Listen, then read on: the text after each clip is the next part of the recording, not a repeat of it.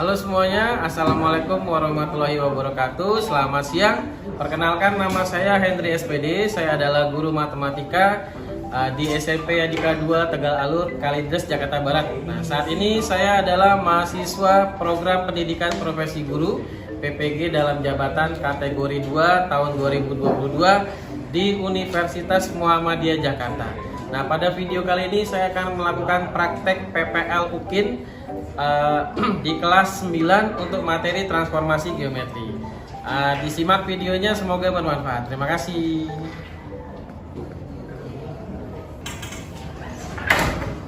Halo semuanya. Oke, bagaimana kabarnya? Sudah siap belajar hari ini? Oke, baik anak-anak. Sebelum kita memulai pembelajaran, alangkah baiknya kita berdoa menurut agama dan kepercayaan masing-masing ya. Oke, silakan Adil pimpin doa. Mari teman-teman, sebelum melakukan pembelajaran, alangkah baiknya kita berdoa menurut agama dan kepercayaan masing-masing. Doa dimulai.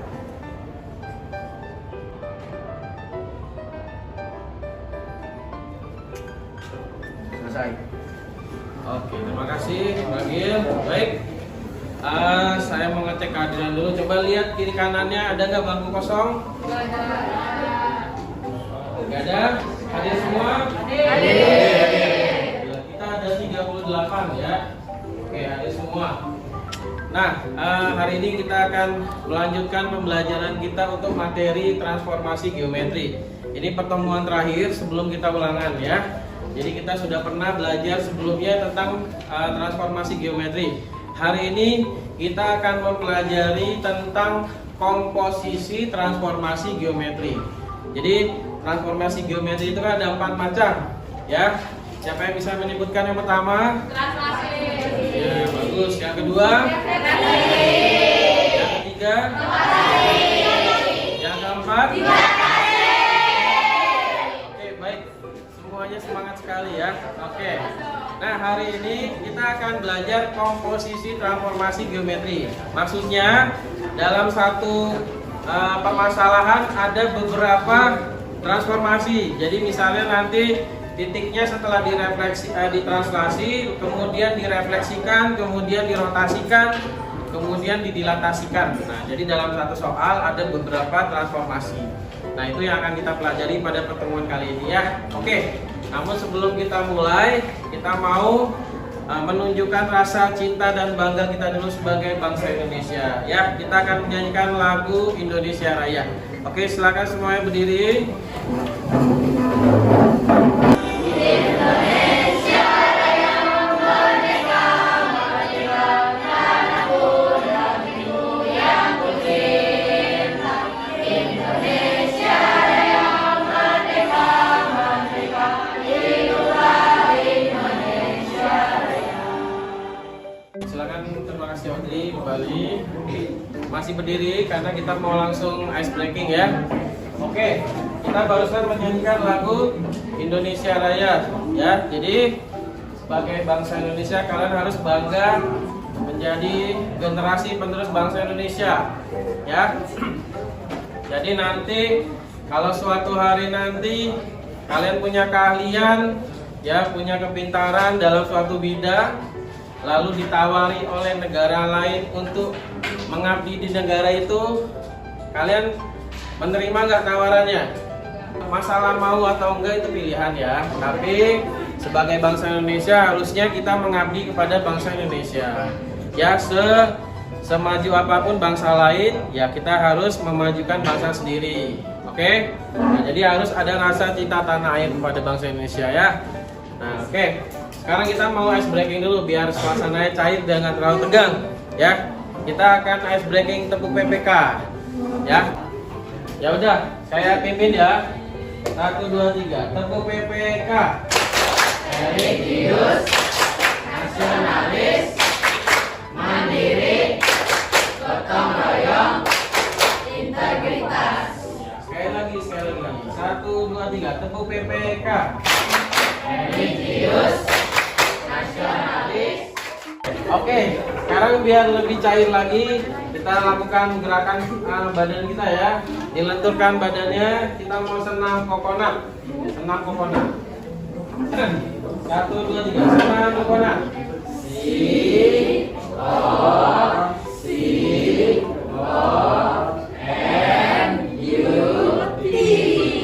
Lebih cepat ya. 1, 2, 3.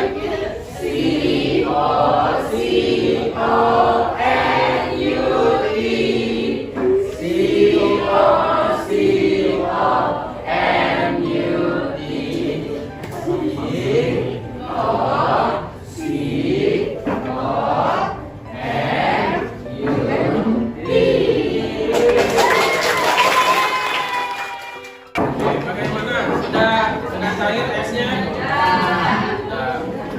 Sudah cair suasananya? Sudah semangat? Siap belajar? Oke, mari kita mulai ya. Jadi seperti yang saya sampaikan tadi di awal, kali ini kita akan belajar komposisi transformasi geometri. Nah, saya akan kasih tahu dulu apa kompetensi dasar dan tujuan pembelajaran kita pada hari ini, ya. Nah, ini adalah kompetensi dasar dan tujuan pembelajaran kita hari ini.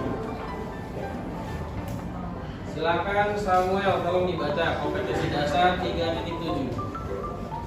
3.7 Menjelaskan transformasi geometri, refleksi, translasi, rotasi, dan dilatasi menggunakan masalah kontekstual. Oke, terima kasih Samuel. Jadi itu tadi ya kompetensi dasarnya. Jadi ini yang nanti diharapkan bisa diserap oleh kalian. Nah, tapi sebelumnya kita mau pretest dulu ya. Oke, ya kita mulai. Soal pertama, koordinat titik A. Nah, ini saya kasih gambarnya. Titik A, koordinat titik A. Koordinat titik A. Sudah dilihat titik A-nya? Nah, ini pilihannya. Sekarang dipilih yang sudah diangkat barcode-nya.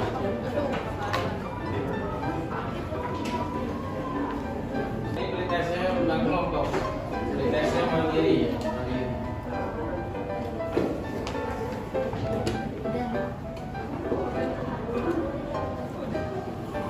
Koordinat titik A. Yang ditanya koordinat titik A. Yang sudah angkat dan namanya sudah biru diturunin ya, nanti kena lagi.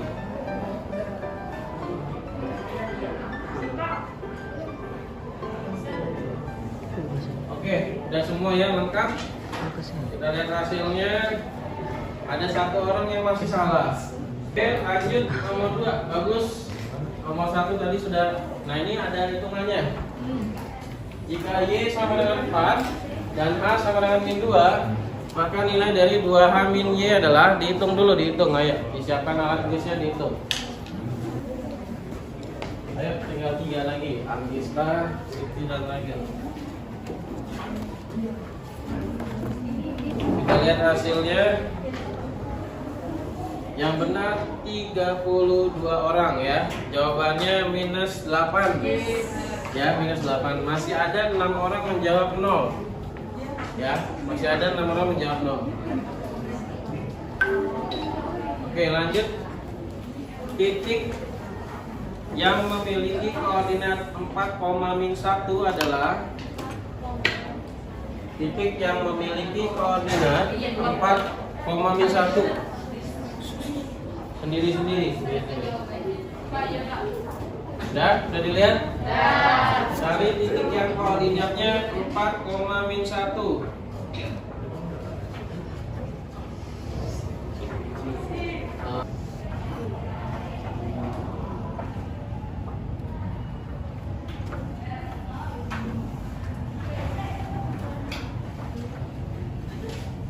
Oke, sip, udah semua. Ya. Oke, masih ada satu orang yang salah ya. Jawabannya titik R, yang C. Masih ada satu orang menjawab P.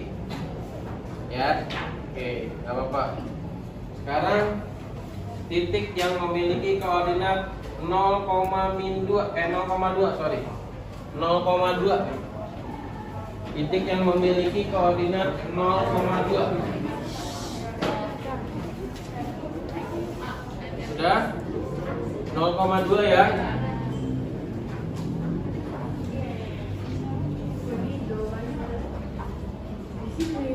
Yang sudah diangkat 0,2. Bentar, angkat lagi dong biar saya screenshot di sini. Angkat lagi biar saya scan.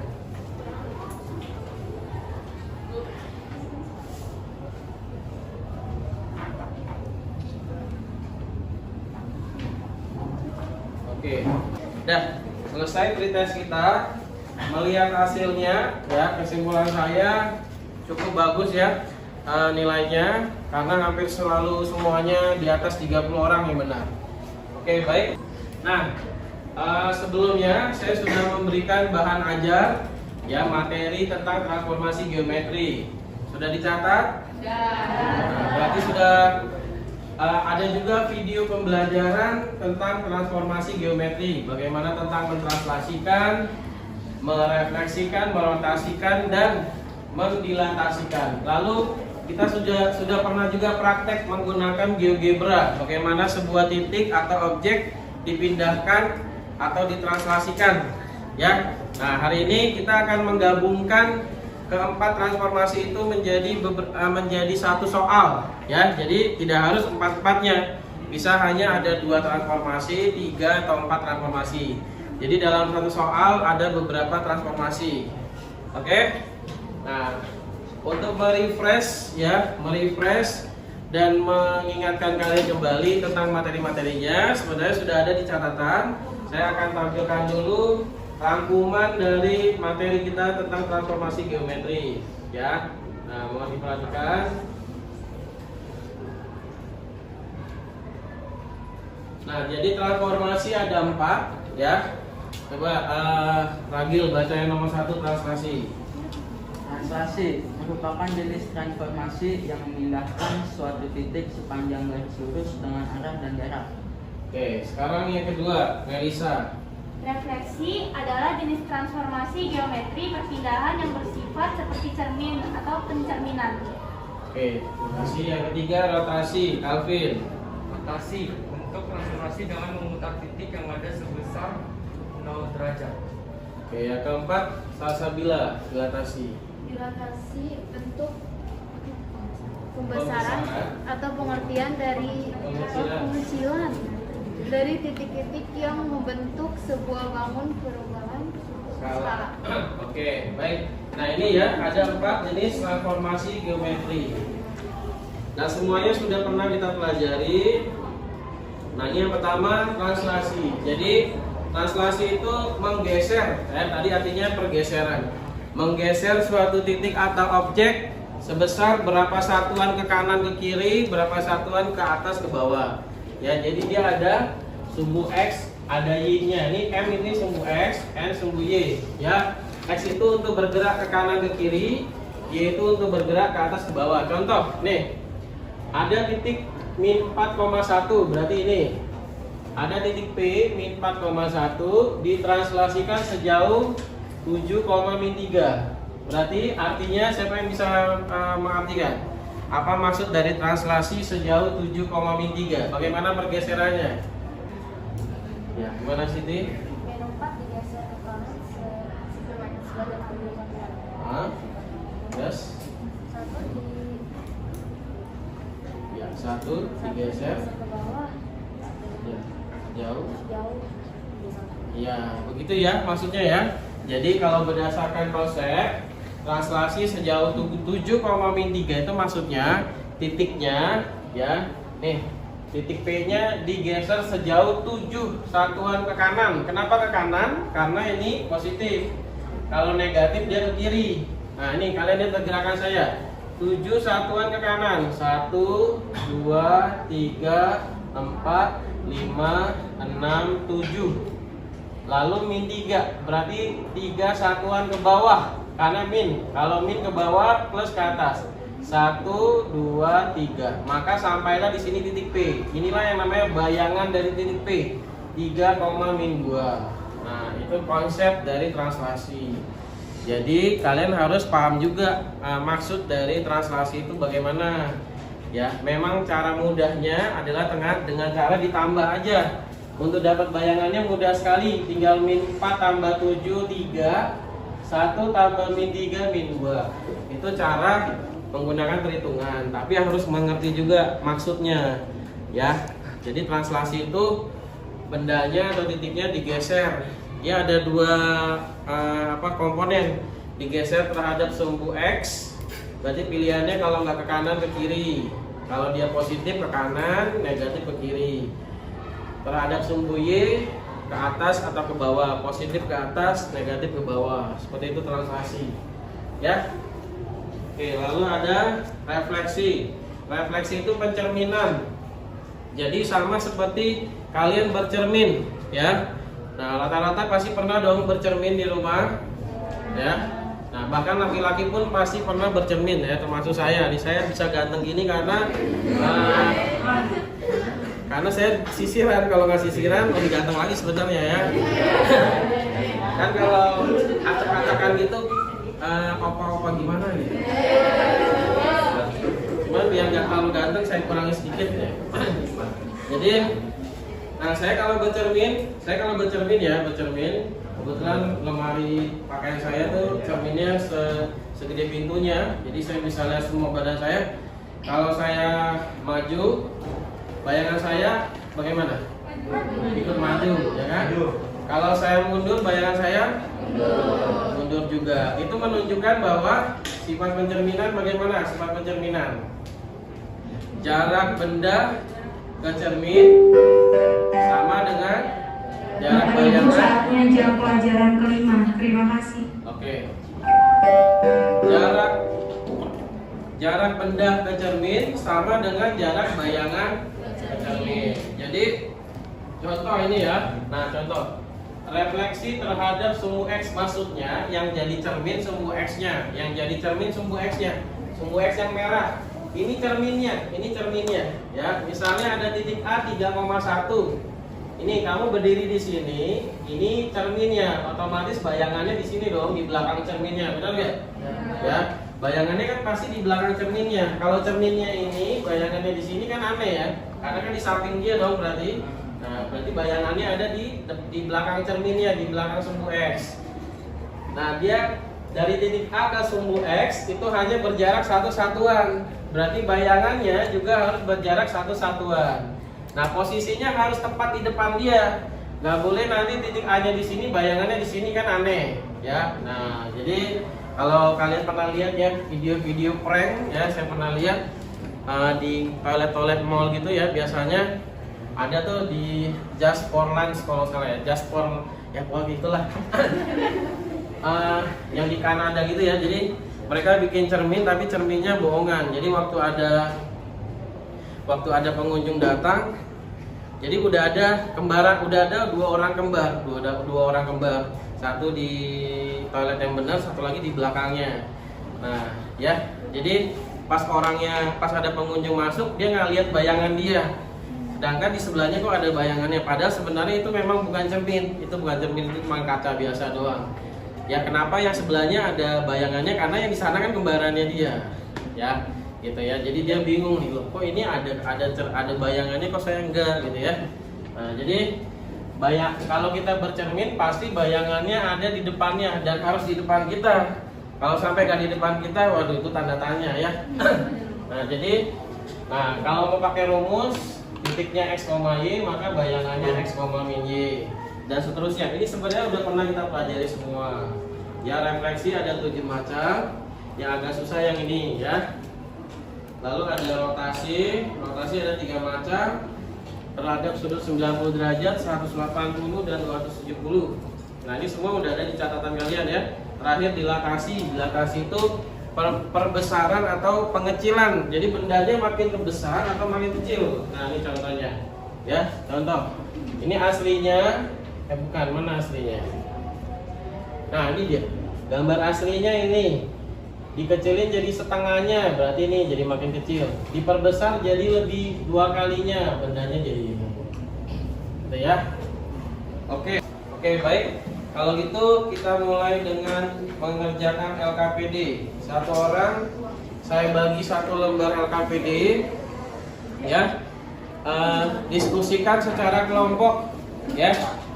Jadi ini kerjanya kerja kelompok, ya. Diskusikan secara kelompok.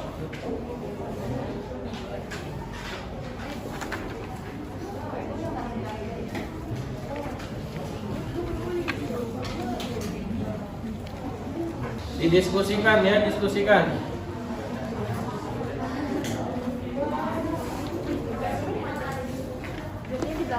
Iya, di belakang.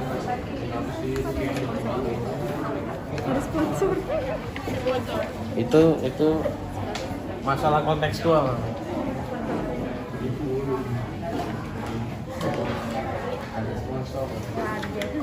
Nadim Makarim. Enggak lah. Nadim Makarim. Sponsoran.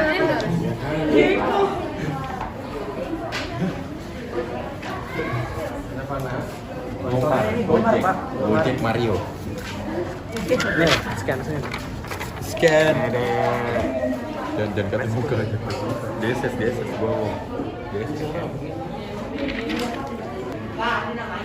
Ya, kertasnya dinamain, ya.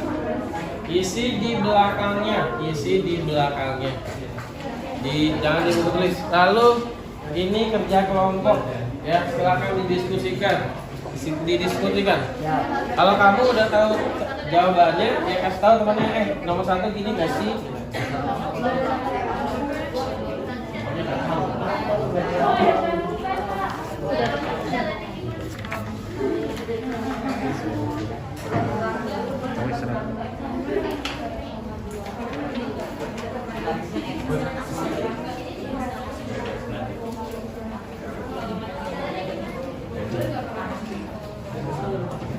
Ayo diskusi.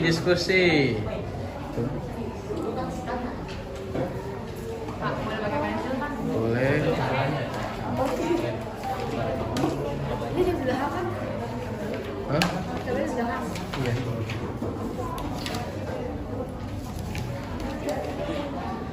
Ayo.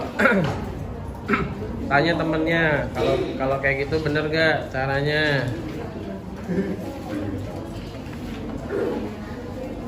Wow, aku nggak ada pulsa.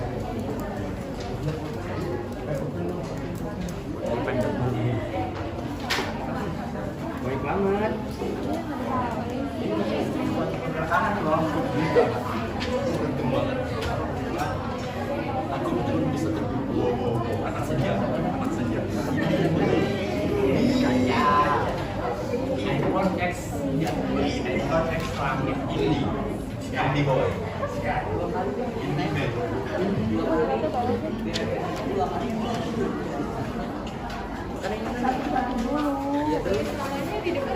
Coba lu isi dulu. Ntar gue sebarin. Ayo silakan diskusikan. Wah, ini nomor 1. Caranya kayak berapa? Lu nggak langsung. Nomor 1 siapa? Dulu lagi. Dia kecilin gitu dulu. 2 kali nggak sih? Yang logo merek itu bukan sponsor ya, tapi di logo itu ada transformasi geometrinya. Nah, coba silakan nanti fokus ke nomor terakhir, nomor 8. Nanti saya mau tanya ya, menurut kalian di logo Ceko itu ada transformasi apa? Kira-kira di logo itu ada transformasi apa yang kalian lihat? Apakah ada refleksinya, ada dilatasinya? Ya.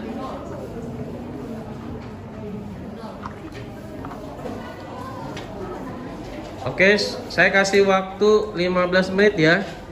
15 menit untuk mendiskusikan ini. Kita sudah mulai dari jam 9.25. Berarti masih tinggal 11 menit lagi. Nah,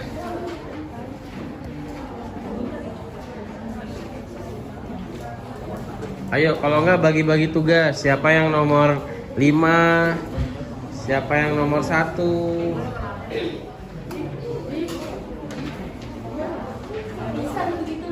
Mario.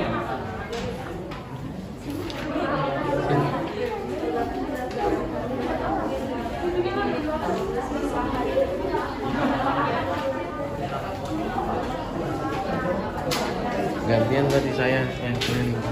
Saya lagi liatin mereka. Enggak. Dari jauh boleh, nanti ikuti saya boleh.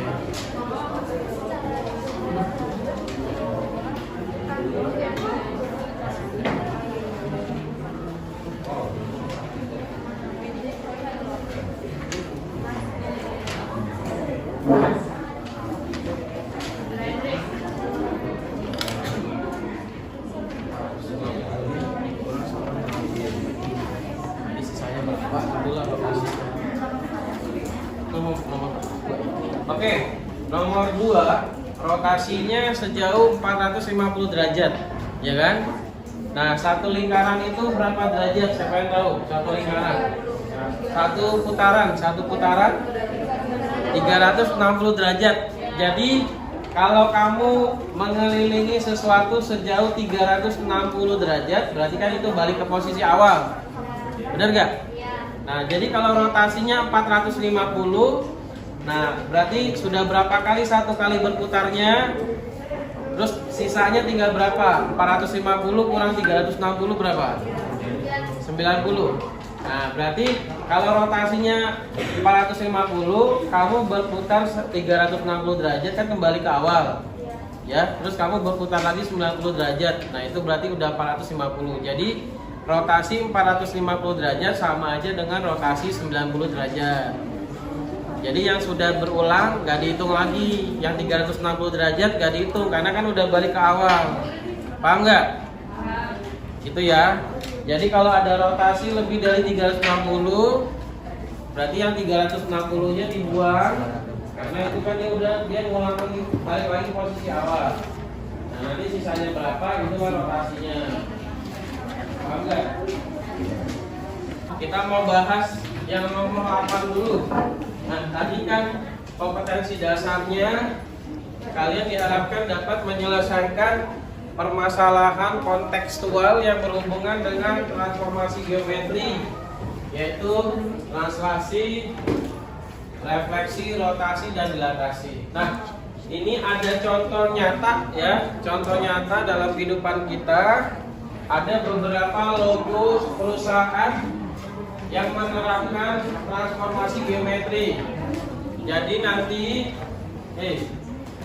kalau ada yang nanya, Pak, saya belajar ini buat apa? Nah, salah satunya penggunaannya di sini. Ya, dengarkan dulu ya, dengarkan dulu. Tenang aja, nggak semuanya akan saya tanya kok itu. Ya, nggak semuanya akan saya tanya dan nggak semuanya kita bahas. Beberapa aja yang kita bahas, sisanya nanti dikerjakan lagi. Ya, jadi perhatikan, jangan ada yang kerja lagi. Nah, ini contoh nyata masalah sehari-hari yang menerapkan prinsip transformasi geometri. Nah, perhatikan beberapa logo berikut ini. Analisis itu artinya dibedah ya, dicari tahu apa jenis transformasi geometri yang terdapat pada masing-masing logo perusahaan berikut ini. Nah, jadi kalau nanti ketika kalian besar nanti ada yang profesinya sebagai desain grafis, ya, yang sebagai desain logo di perusahaan-perusahaan. Nah, kalian bisa menerapkan konsep transformasi geometri, ya. Nah, ada juga guru Yadika SMK bagian teknologi, tapi bukan Yadika di sini ya, di unit lain, yang saya lihat di Facebooknya menerima pekerjaan membuat logo bagi suatu perusahaan, dan itu pendapatannya lumayan ya, karena dia kalau selesai satu logo diposting di Facebooknya, lalu saya pernah baca komentarnya itu bayarnya pakai dolar ya. Ternyata dia yang memakai jasa dia bukan hanya dari Indonesia tapi dari luar. Ada juga orang luar yang minta dibikinin logo seperti ini ya, itu bayarnya pakai dolar ya. Ada yang $100 aja dikali kurs rupiah 15.000 itu udah 1.500.000 berarti ya. Nah, untuk satu logo ya. Jadi, dan itu kerjaan sampingan doang, bukan kerjaan utama ya. sampingan aja bisa menghasilkan, apalagi kalau diseriusin.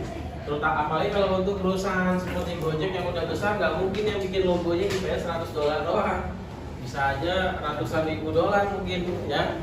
Nah, jadi ini ada 3 logo perusahaan yang ada konsep transformasi geometrinya.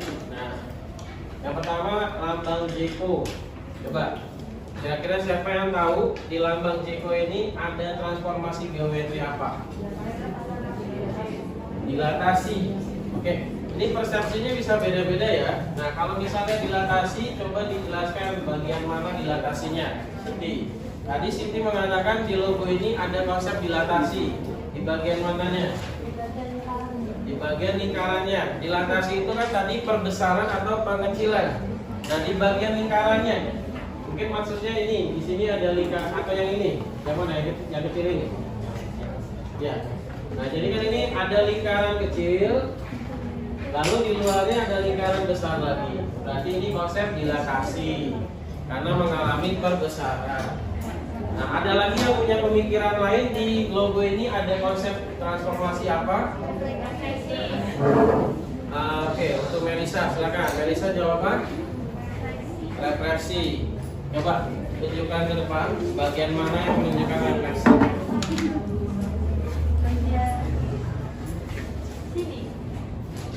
Ya, jadi ya coba kalian perhatikan ini kalau sumbu simetrinya ya, terus logo Jeko-nya kita lipat, apakah masing-masing akan menutupi bagian yang lain? Ya, terutama bagian ini ya. Jadi kalau ini dilipat, nanti ini ketemu ini ketemu ini ketemu ini, gitu kan maksudnya? Ya. Nah, ya, berarti ada konsep refleksinya. Ada lagi? Ada transformasi yang lain? Selain dilatasi sama refleksi? Ada lagi yang bisa menemukan konsep lain? Ada translasinya atau ada rotasinya di sini? Ya, kalau nggak ada, kita langsung ke logo kedua. Ini logo Kementerian Badan Usaha Negara milik negara Republik Indonesia. Ini logo BUMN. Ini BUMN. Nah, di sini ada konsep transformasi geometrinya juga. Siapa yang bisa menunjukkan konsep apa yang ada di logo ini? Ya, Ragil apa Ragil? Rotasi, Pak. Rotasi, coba ditunjukkan. Yang ini suaranya. Yang ini yang ini kan. Ini kan Huruf B B-nya dirotasikan sampai 90 derajat, jadi kayak huruf M gitu. Oke. Terus ini yang logonya dirotasi besar berapa ini? 80 Pak. Ya. 180 derajat, jadinya bentuknya huruf M kayak gitu. Iya, Pak. Makasih. Oke, gimana? Setuju nggak? Nah, ini kita mulai prosesnya. Silakan kerjakan prosesnya.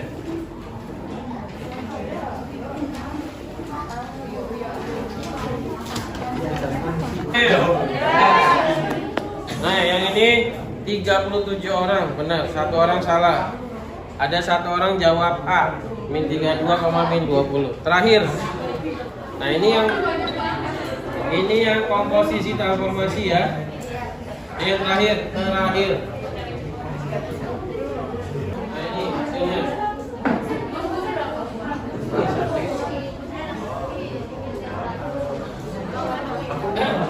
Oke. Ini hasilnya ya.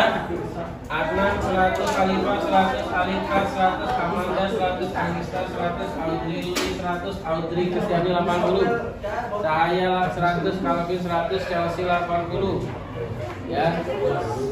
Olivia 100, Felisa 100 dan seterusnya, ya. Oke.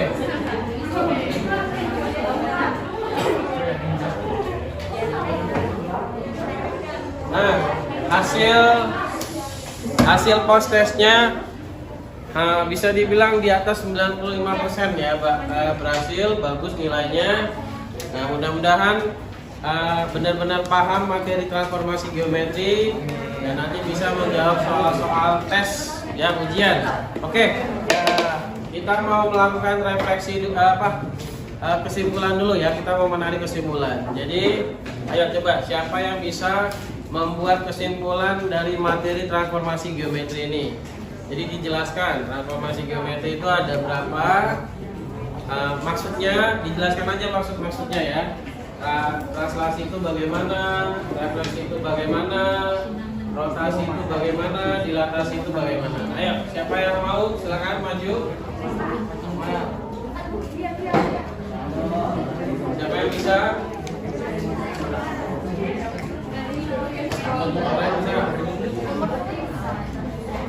Melisa, ayo silakan Melisa.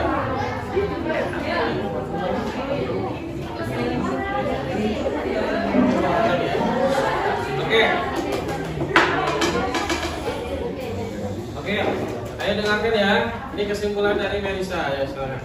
Jadi teman-teman, transformasi geometri ada 4 macam.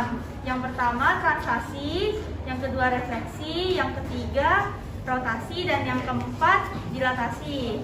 Kita biasanya menggunakan konsep transformasi geometri untuk misalnya dalam membuat logo suatu perusahaan, misalnya logo Gojek, logo Jeko, dan lain sebagainya. Oke, hari ini kita kan belajar komposisi transformasi geometri. Nah, coba dijelaskan maksud dari komposisi transformasi geometri itu apa? Jadi, dalam komposisi transformasi geometri, dalam satu soal ada beberapa transformasi, gitu ya.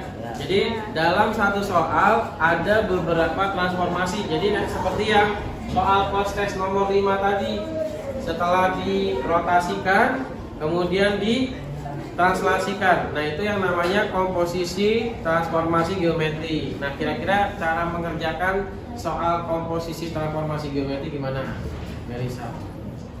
Cara mengerjakan soal transformasi geometri, misalnya Yang komposisi. Jadi, Oh, ya misalnya kalau kamu dikasih soal komposisi transformasi geometri, jadi dalam satu soal itu ada beberapa transformasinya, bagaimana cara kamu mengerjakan? misalnya dalam satu soal ada beberapa transformasi. Misalnya dalam satu soal disuruh translasikan sejauh 1,-2 lalu direfleksikan dengan sumbu X. Maka kita harus mengerjakannya satu-satu. Misalnya titik pertama adalah 1,2. Kita pindahkan satu-satu, satu dipindahkan ke kanan sejauh 1 dan 2 dipindahkan ke kiri sejauh -2. Nah, lalu kita akan merefleksikannya dengan sumbu X menjadi Ya, oke. Ya, nggak apa-apa, secara garis besarnya aja ya. Jadi gini ya, intinya kalau ada soal komposisi transformasi geometri, berarti dalam satu soal ada beberapa transformasi, ya. Nah, ngerjainnya ya satu-satu. Jadi setelah ditranslasikan, nanti bayangannya baru dilanjutkan lagi transformasinya apa. Kalau direfleksikan, berarti bayangannya itu yang direfleksikan, bukan ngambil dari awal lagi, ya. Jadi cuman dilanjutkan aja, paham nggak? Paham. Ya, jadi kalau ada titik A ditranslasikan dapat A aksen. Nah, A aksennya direfleksikan dapat A aksen 2. Nah, A aksen 2-nya dirotasikan dapat A aksen 3. Jadi bayangannya itu yang dilanjutkan. Oke, paham? Paham. Ya, terima kasih Melisa untuk kesimpulannya. Tepuk tangan untuk Melisa.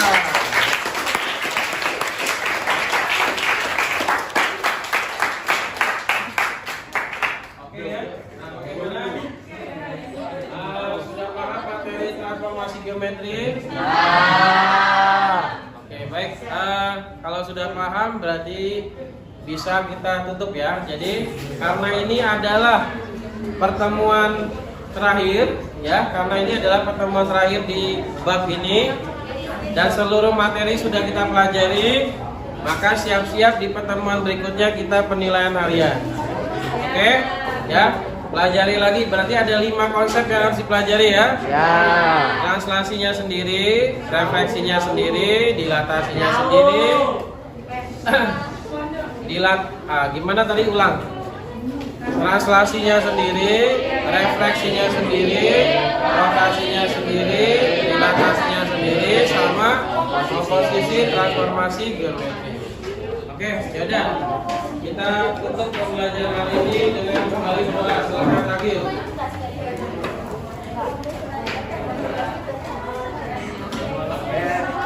Oke teman-teman, sebelum menyelesaikan atau menutup pelajaran hari ini, alangkah baiknya kita berdoa menurut agama dan kepercayaan masing-masing. Doa dimulai.